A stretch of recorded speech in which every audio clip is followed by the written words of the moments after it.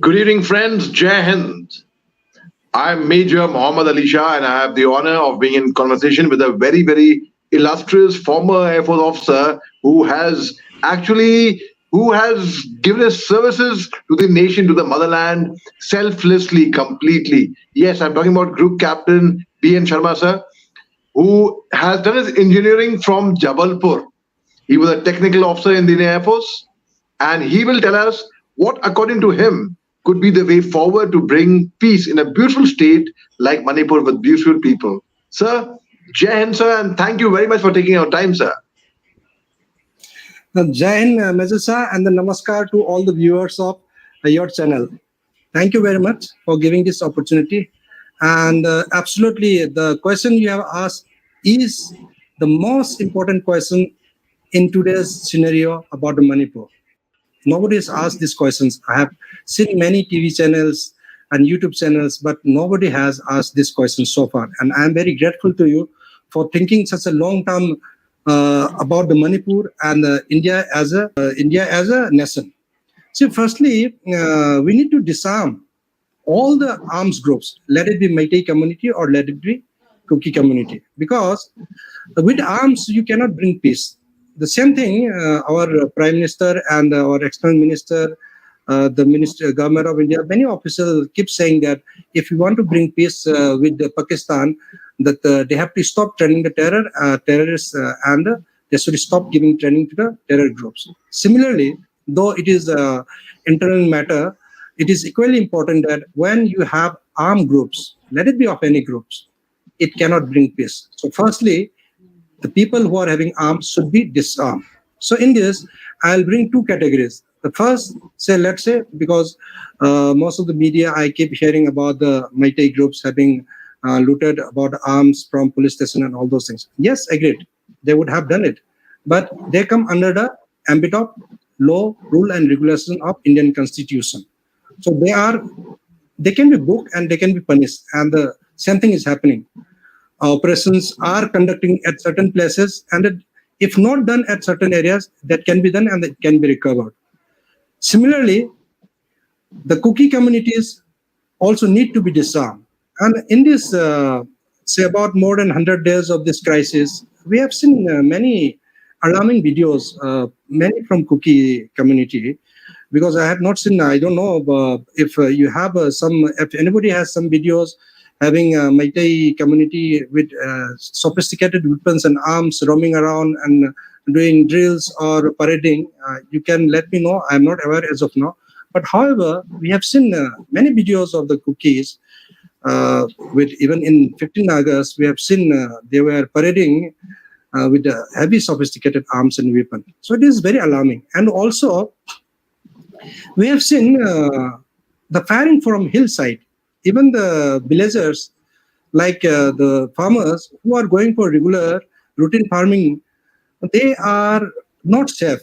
It's very surprised in the independent state of independent India, the farmers are conducting cultivation activities under the escort of security forces like CRPF or BSF or for that matter Assam Rifles. It's very simple. After so many years of independence, we have to guard a farmer. Even then also, there is no security.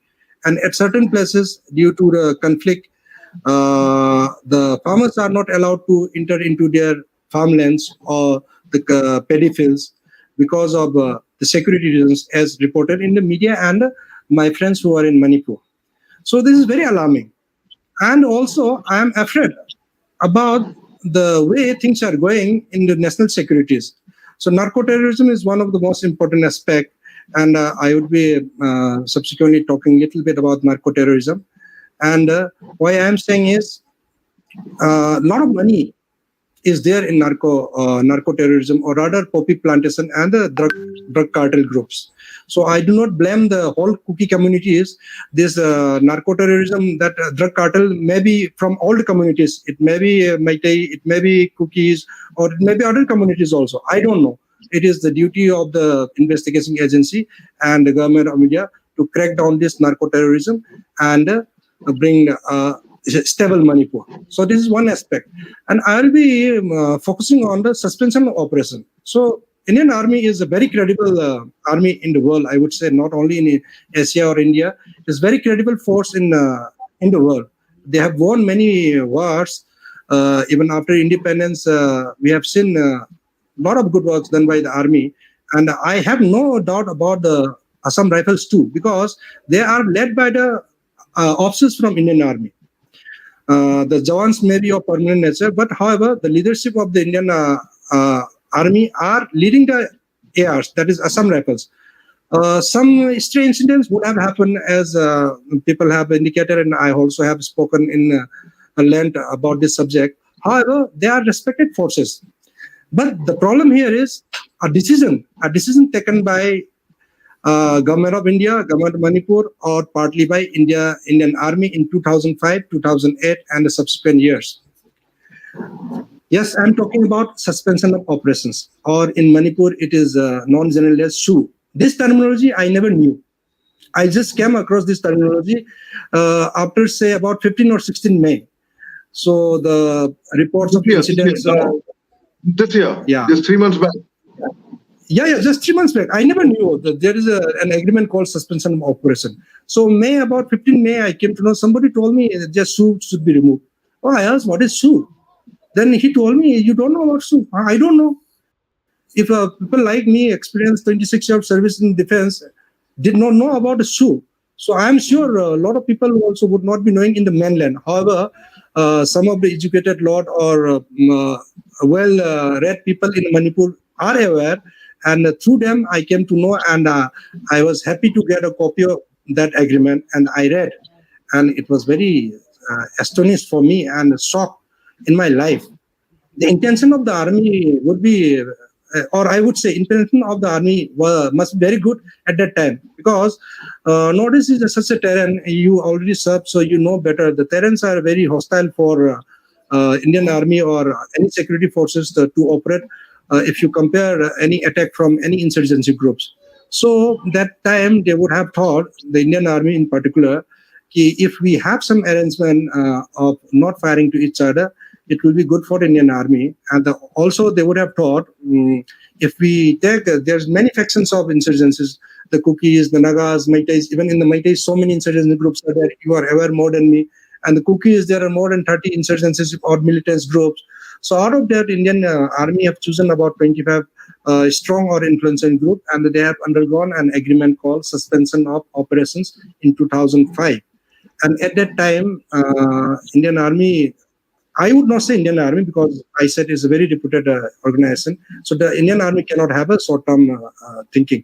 But the leaders or corps commanders or the area commanders at that time would have felt the short-term gain would be a necessity at that time. So they would have told, if the Kuki militant groups are at the Indian armies or at security forces side, then the other insurgency group, like Meitei insurgency group, which are already declared under UAPA 1967 unlawful, or they are banned by the MHA. And everybody can see it. It's banned from right from 2001. Because I read MHA annual report from 2001 onwards, because before that it was in Hindi, so I was not very comfortable reading. So 2001 to 3, though it is Hindi, I read fully relevant parts of the Manipur, and 2003 onwards it's in English, so everybody can read it aram se. So in there, I found that the Meitei insurgency groups, 7 or 8 of them are banned under the UAPA. However, none of the Kuki militant groups are not banned. In spite of that, the Indian Army had gone ahead with the agreement called suspension of operation in 2005, thinking that the casualty of the security forces would be reduced. And it's very logical as a short-term gain for the Indian Army.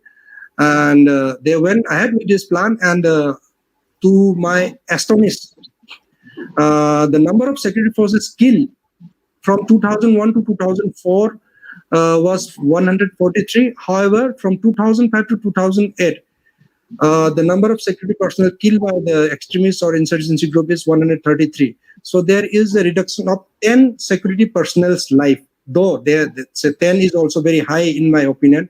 I am not justifying 10 is less or more, something like that. They are highly trained. They are national assets. They should not die at all. However, if you see as a statistics, this 10 is very less compared to the compromise done with a group of militant groups, because they have become very potential powerful as of now.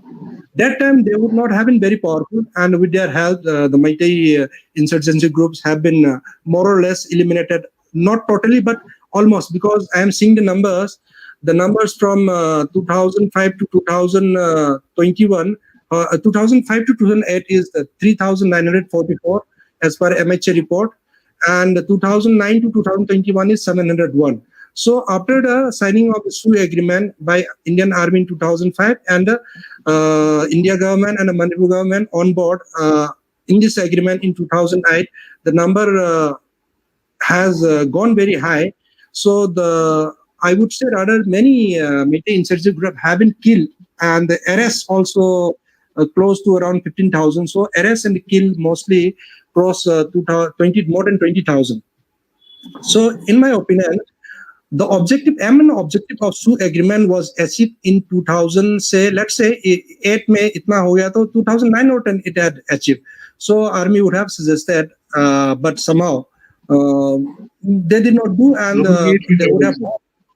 2008 we signed it. I was in Assam at that time. 2008 we signed it, sir. I have a copy of it. It says the first line of the SoO agreement is the Indian Army had an agreement with 25 SoO militant groups in 2005, and it is. I'll read out the exact sentence. I'll just give me a sense. Okay, this, and it says the government of Manipur and India government also agreed to come into this agreement. I'll send across the copy of it. Okay, so officially it is 2009, you are right, but unofficially army was with this agreement in 2005. Nonetheless, idea is SoO agreement was done, and the Meitei have been mostly Meitei insurgents have been eliminated, or rather most of them have been killed. So objective has been fulfilled. So if we take 2000 as a government official this thing, that by 2010 or 12 they could have done away, because why I am saying is the number of incidents or number of security forces killed haven't reduced drastically. So it was in terms of the three figures per year. Now after say 2011 and all is 28, 25, 23. It has become very less, from three figures to two figures. So nonetheless, government continue, Manipur government also continue. Even I am not saying only the security forces. This includes Manipur police also. Major chunk of the killing most probably was done by the Manipur police. Rather, army and Assam Rifle would have done the operations 50%, and the 50% of the operations would have done by the Manipur police.